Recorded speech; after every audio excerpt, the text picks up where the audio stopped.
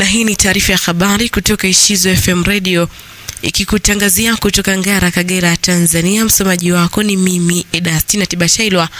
Awali ni muhtasari wake. Mkemia mkuu wa serikali Dr. Fedrisi Mafumiko amesema idadi ya sampuli zilizochunguzwa na maabara ya mkemia mkuu imeongezeka kutoka 1,155,817 mwaka wa fedha 21-2022 hadi 1,188,362 mwaka 23-2024, sawa na ongezeko la 21%. Kimataifa, raia wa Uingereza mwenye umri wa miaka 79 Edgar Chazi amegongwa na kuuawa na gari iliyokuwa miongoni mwa msafara wa rais wa Kenya William Ruto jijini Nairobi Machi 13, 2025. Habari kamili. Tunaanza na habari za kitaifa. Dodoma. Mkemia mkuu wa serikali Dr. Fedrisi Mafumiko amesema idadi ya sampuli zilizochunguzwa na maabara ya mkemia mkuu imeongezeka kutoka 1,155,817 kwa mwaka wa fedha 2021-2022 hadi 1,188,362 kwa mwaka 23-2024, sawa na ongezeko la 21%. Akizungumza na waandishi wa habari mkoani Dodoma Machi 14, 2025, Dr. Mafumiko amesema kuwa ongezeko hilo linachangiwa na ushirikiano mzuri na taasisi za serikali kama DCEA, Jeshi la Polisi, TRA na NEMC, pamoja na kuongezeka kwa uelewa wa wananchi na wadau kuhusu umuhimu wa uchunguzi wa kisayansi. Ameeleza kwamba mafanikio hayo yamewezesha utoaji wa matokeo ya uchunguzi kwa wakati, hivyo kuchangia katika masuala ya kijamii, usalama wa bidhaa, afya ya jamii na kulinda mazingira.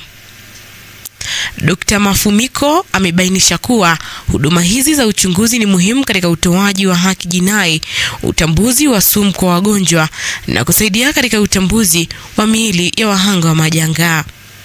Aidha, ameongeza kuwa huduma za uchunguzi zimeongeza usalama wa bidhaa za viwandani, chakula, dawa na kuhakikisha mazingira yanakuwa salama kwa jamii. Songwe. Shirika la madini la taifa STAMICO limeanzisha mradi wa uzalishaji mkaa mbadala katika mgodi wa Kiwila Kaburo uliopo wilaya Ileje mkoani Songwe ili kuhakikisha Watanzania wanapata nishati safi ya kupikia.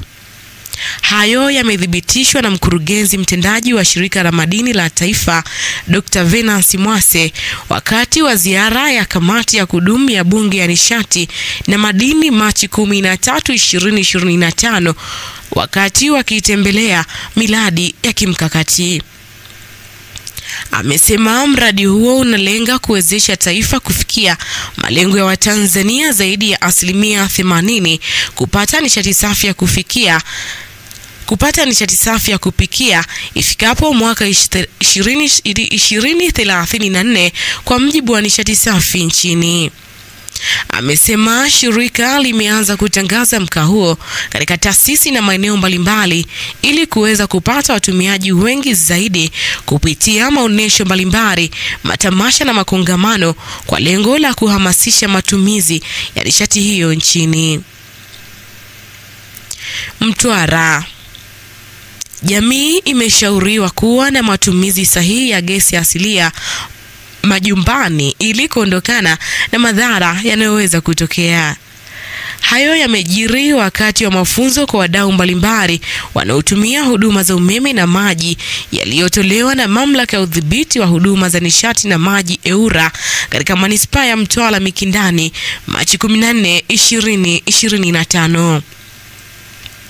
Akizungumza wakati wa mafunzo, kaimu meneja wa EWURA kanda ya Mashariki Wilfred Mwakalosi amesema lengo la mafunzo hayo ni kuendelea kuwajengea uelewa zaidi wadau hao ambao ni watumiaji wa huduma hizo ili waweze kushirikiana na mamlaka husika, hasa kutambua sheria za mtumiaji na mtoa huduma.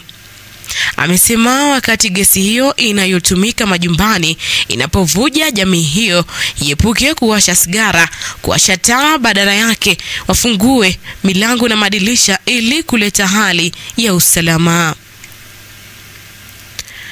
Unaendelea kusikiliza taarifa ya habari kutoka Ishizo FM Radio. Zifuatazo sasa ni habari za kimataifa. Nairobi.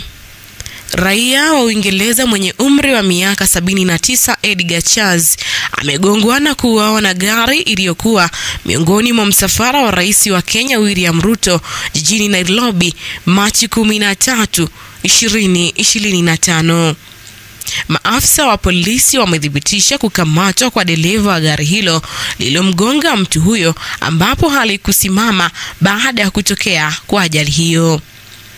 Uchunguzi wa kina umeanzishwa huku dereva huyo akitarajiwa kufikishwa mahakamani kujibu mashtaka dhidi yake.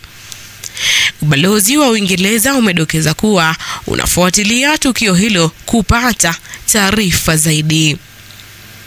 Msemaji wa polisi nchini Kenya Michael Mchiri amesema gari hilo lilikuwa ni la usimamizi wa mkoa na lilikuwa likisindikiza msafara wa rais ambaye amekuwa akifanya ziara ya kukutana na wananchi jijini Nairobi.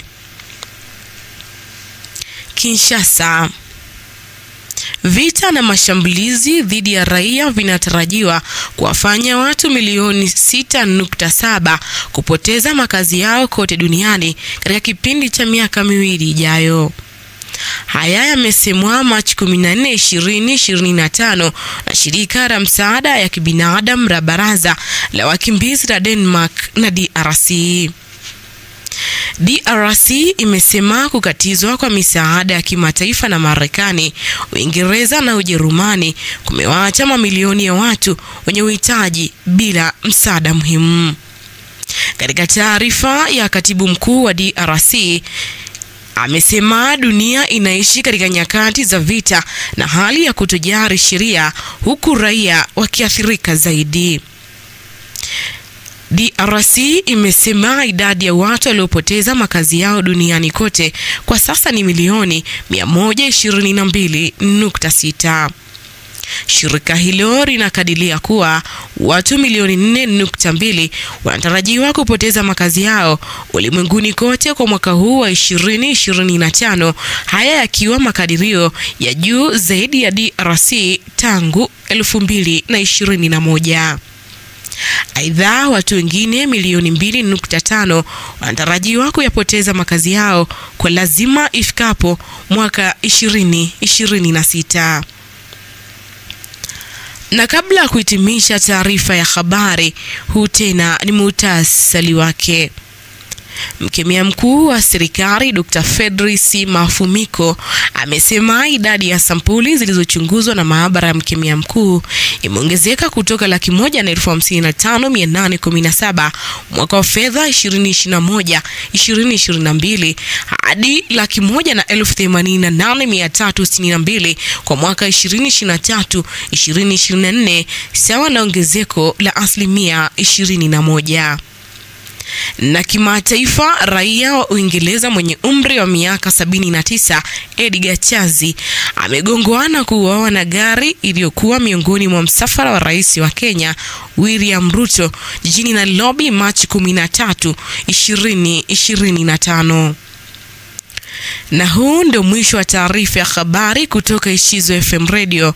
Endelea kutufuatilia katika kurasa za mitandao yetu ya kijamii: Instagram Ishizo Media, Facebook Ishizo HQ na YouTube Ishizo TV News and Sports, bila kusahau tovuti yetu www.ishizomedia.co.tz. Jina langu ni Edastina Tibashailwa. Asante na kwaheri.